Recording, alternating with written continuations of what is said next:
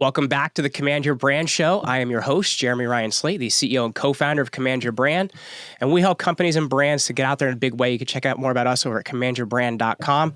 Reminder, if you guys are brand new to this channel, to like this video, comment on, and smash the subscribe button if you want to command your brand as well. Today, we're going to talk about mentorship and how vital it is to your success. It is a really vital component, and we have somebody amazing with us to chat with us today about it. Welcome to the show, Jenna Capozzi. Thank you so much. I'm really excited to be here. I've been wanting to be on your podcast for a while. So Jenna, for people that don't know you, could you tell us a little bit about who you are and what you do? Absolutely. So I just started a company recently called FORTE FEMME, where I'm an executive mentor. And I help people take whatever their goals and dreams are and how to turn that into leadership, whether they're running a corporation or they're starting a new company or however it is that they want to see that go. And I guess for you, like everything started in Hollywood. I guess what made you, make that transition? And I guess what learning points did you take from, one part of life to another? Yeah. The epiphany for me was last year. I turned 51 and I thought to myself, well, sure, I could make another movie. I could do another commercial. I could do another TV show. But what sort of change was I creating? How was I impacting something better for society or whatever? It was just a bit of I don't know if it was a midlife crisis or just more of like taking a look at how I wanted the next half of my life to go. After 30 years in Hollywood, I learned a lot. I learned a lot about the business side of movie making, television, a lot about marketing and advertising commercials. Obviously, that's what I did for a number of years. And I thought, this is a wealth of knowledge. And there are other people, women specifically out there that, the children are older. They want to take another stab at life. They want to get out of corporate and they want to start something new. And I figured I have a tremendous amount of knowledge that I could help guide people. As you know, marketing is very important, but what is marketing really? And how do you understand that landscape? And how do you take your idea and make it fit into that? And so you can really build an audience and be a leader. And so that's how I took the 30 years of Hollywood industry, which is a tough industry. You have to how do you make your movie seen by many? And I made it available for individuals and I mentor them into that. Curious because I've talked to a lot of musicians over the years, but I haven't talked to a ton of I consider Hollywood people. How important is the business side of things? Because when I talk to a lot of musicians, they say, the number one thing that helped me survive was learning the business side. And a lot of them say, hey, I wish I'd learned that side of it sooner. Yes. So I went to film school. I went to NYU Film, which is a great school. And I got out of school not knowing where to go. What do I do? Where do I go? And I was fortunate enough to sit in the lobby of Martin Scorsese, who was my favorite film director. Yes. His receptionist was in my film class at NYU. And I said, I really want to meet Scorsese. He's like, I don't know, come and wait. I waited for 4 hours and I got my opportunity. And I asked one question, which was, what do I do next? And he said, just do it. Just make films. And with every film that you make and every team that you work with and every artist you collaborate with, you're going to learn something new and it's going to give you the business side of things. And as I progressed, and I did do that and wore every job that there is in a movie business, what I saw was that if you didn't know the business side of things, if you didn't treat a piece of art like a marketing material item, it's not going to get made. And here's my example. Yes. There are many artists that come to me and say, I have a fantastic idea for a movie. And it's this, and it's a great story. And I said, awesome. What does the market want? And they look at me blankly. And they said, what do you mean? I said, well, you got to go to the film market. You got to go to the film festivals. You got to see what the studios are buying right now. That's what they care about. So it's great that you have a beautiful love story that's set in, 1920s, Western culture, but maybe they're buying just horror comic movies right now. So understanding that is really part of the movie business. So yes, you have to know the business. Otherwise, you're not going to get your stuff made or seen.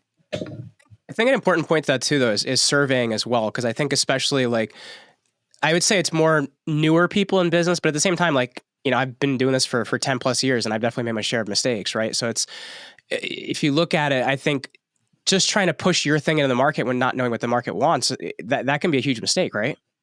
It is. And the number one thing I do with all my clients, and they're all surprised by it, and none of them want to do it, is to survey. And they said, but how am I going to survey? I said, you survey all the time. I survey my children what they want for dinner. I survey people in the line at Starbucks, in the grocery store. I look at somebody's cart and I go, oh, is that good? What do you like about it?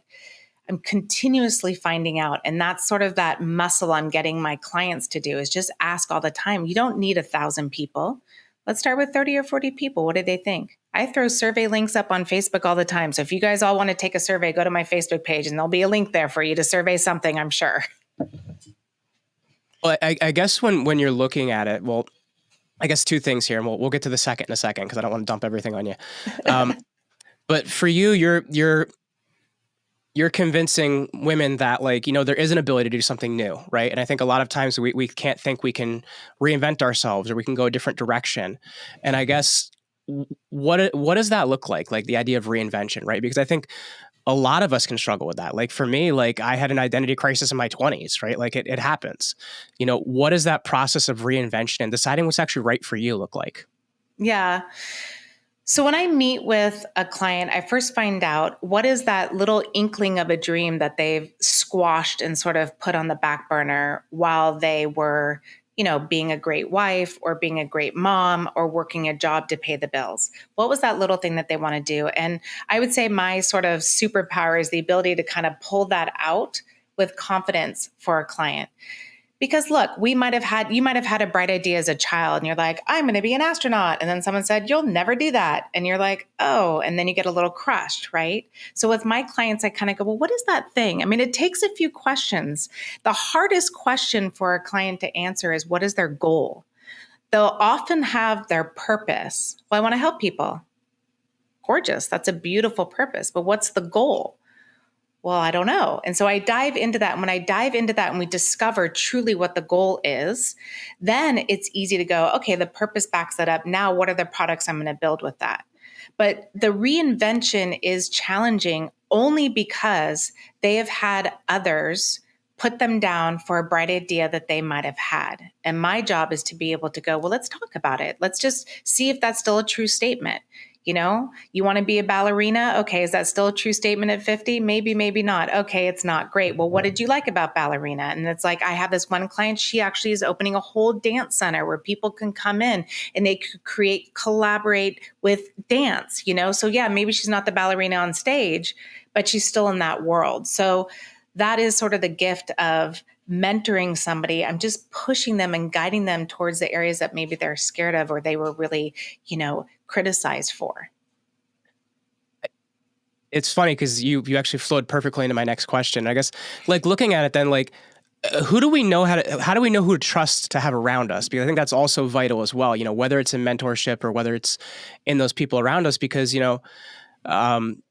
it could be people telling us, that's not going to work out for you or whatever it may be. So how do we know who to actually trust around us? I think that's vital to success. Yeah. My husband and I have this little meter that we use that if I meet someone new and I'm around them and I feel like somebody just vomited on my shoulder, that's usually an indication. So even though the words out of their mouth might have sound perfectly fine and sweet, but if there's just a little bit of an anxious or an uneasy feeling, that's a dangerous person to have around me. That person actually clearly doesn't have my back. As a leader, as a mentor, the job is to get the individual to be as competent as they possibly can. That doesn't mean that I'm always sweet or always validating everything that they do, because sometimes what they do is incorrect. What I do is I have to inspire them to be the best, push them. So if I give a target, like this week, you're going to do X, Y, and Z. Next week, we're going to do X, Y, and Z, A, B, and C. I push them to the next level. So I think when you look at your mentors, I had a mentor since I was 22 years old. He's still in my life. He actually walked me down the aisle at my wedding. All right. And while he was encouraging and while he was challenging, he also pushed me and was the reason why my career in Hollywood went like this. Because he was like, you can do it. I was like, I don't know. You can do it. Stop it. Do it. Yes, you're going to work harder. You're going to have to figure this out, figure that out, but do it. It's like a coach, right? Just to really get you to that next step. And that's what I think you got to look at. Is someone guiding me towards my goal? Because if you know where your goal is and you're heading towards there, it's very easy to see. Or is someone impeding my goal? Or criticizing me a little bit, or I don't feel good moving in that direction. Those are really the two stable things I think one needs to look at. When you look at those goals too, and for people listening to the audio, not watching the video, you gave us a straight up and vertical form of a graph that's doing really, really well. And I guess when we're looking at, setting goals like that, like goals that are really moving, like what is your process like for setting goals? Because I think for a lot of people, we have big dreams and big ideas and things we want to do, but a lot of times we fall flat. So what does your process for setting goals look like? Well, most people, when I say, what is your goal? They say, I want to make $100,000 a month. And I say, that's not your goal. I said, it's absolutely my goal. I said, it's absolutely not your goal. They're like, that is my goal. And I said, okay, great. So if your goal is to make money, why don't you go be a stripper or go turn tricks on the street? Because then you'll make money and you'll make that 100 grand. Is 100 grand your goal? And they start laughing and go, no. I said, great. So what is the goal?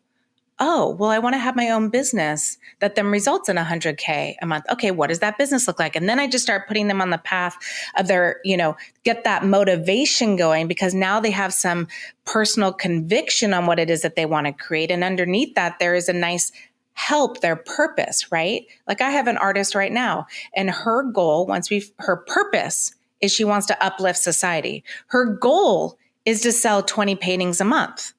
Great. She hadn't sold a painting in 6 years. We did one social media post. She sold 6 paintings in a week. She said, awesome. Holy smokes, it actually works. I said, it actually does, because we surveyed. We found out what her market wanted. We discovered who her market was. And then we did a post that just communicated right to that. And boom, she sold 6. I said, times 4, that's 24 paintings in a month.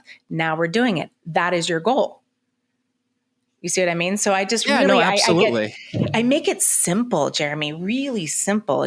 People have a tendency to complicate, and there's all this significance, because if you look at it, in society, we are not supposed to have goals. We're supposed to go to college. We're supposed to be great little workers. And then we're supposed to go and work in our corporations. Okay. Now we have a generation, your generation, generations younger, that we are entrepreneurs. We are creators. We are making change. It's beautiful. It's gorgeous.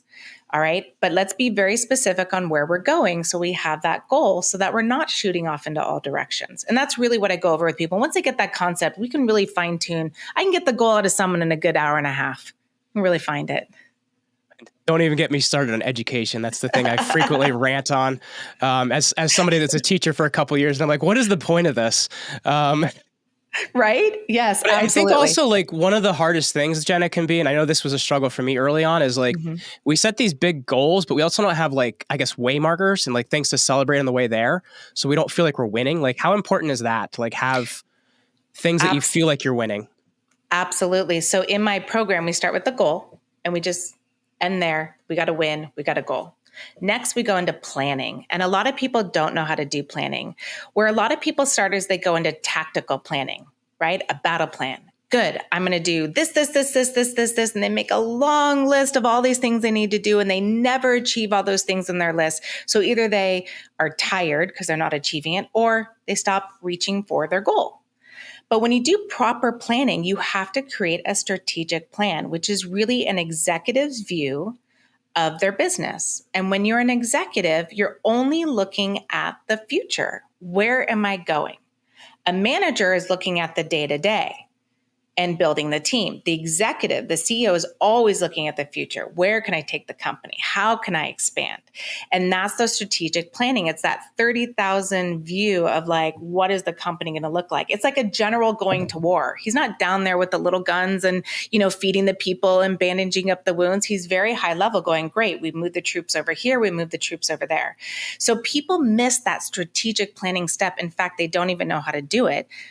Mostly because they don't really have a goal. So they don't really know where they're going to. So what they do is they make themselves very busy with these wonderful, gorgeous checklists. Women are especially known for incredible checklists, and they're color coded and they have little sections. I was going to say, my wife has everything color coded. Yes, they do. And hey, that's a game. It's all good, but you just want to make sure it lines up with a good strategic plan. I think that's so important too, because we can just focus so much on the minutia and not actually, the idea of getting there. And I know for me, back when we started this company in 2016, like one of the biggest struggles with, we were a small team at the time. We were like 3 people. So I'm running, I'm the executive in charge. I'm running sales and I'm running production. Right. Which was kind of terrible because the production person's like, don't sell anymore. The sales guy's like, please, we need to live. So I think it's also realizing like, where's the best place to put yourself and what can you outsource, right? Like what areas can you outsource? It is that, but it's interesting because when someone's starting, they might not be able to do that right away.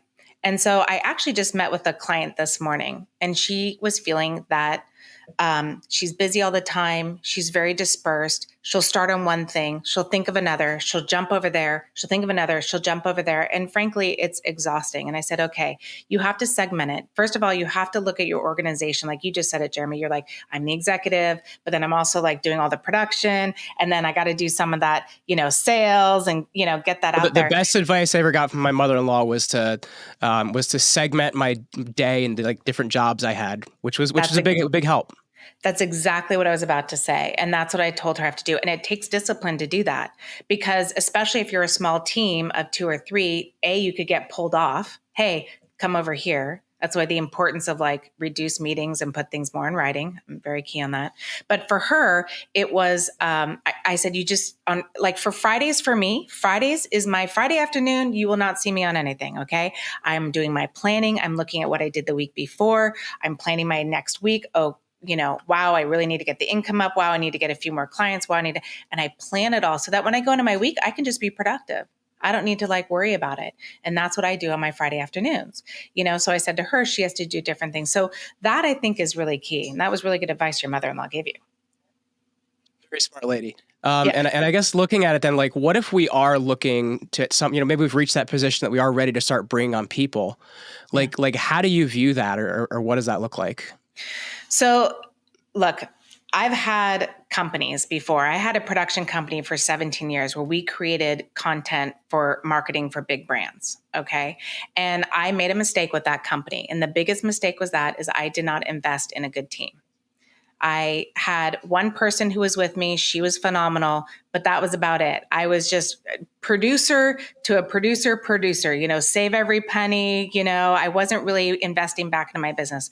This company that I launched, I'm investing in my business every week.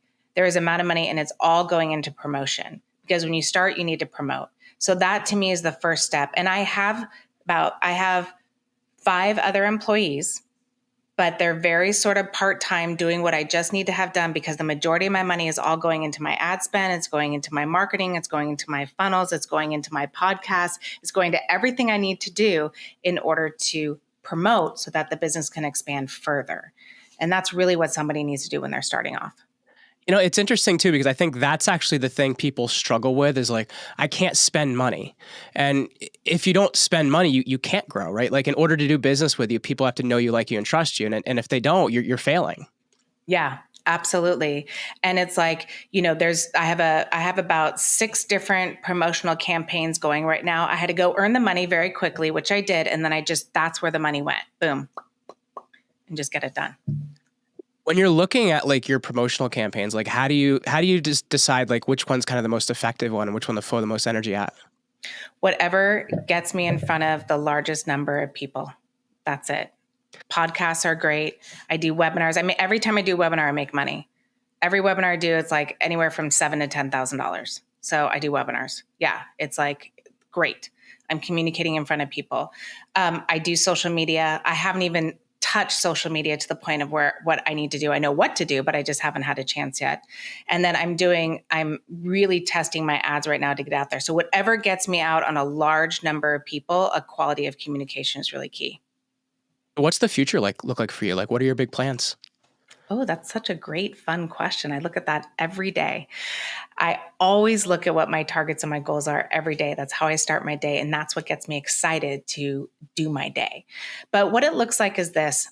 My goal is to create female leaders that impact change. And I support them with all the products they need in order to go out there and have a zone of influence that they can help. That is how I feel we're really going to wake up this planet and help others. So I provide them with all the marketing tools they need, all the business tools they need. I mentor them. And what I see is, and here's the fun part, Jeremy, I love to travel.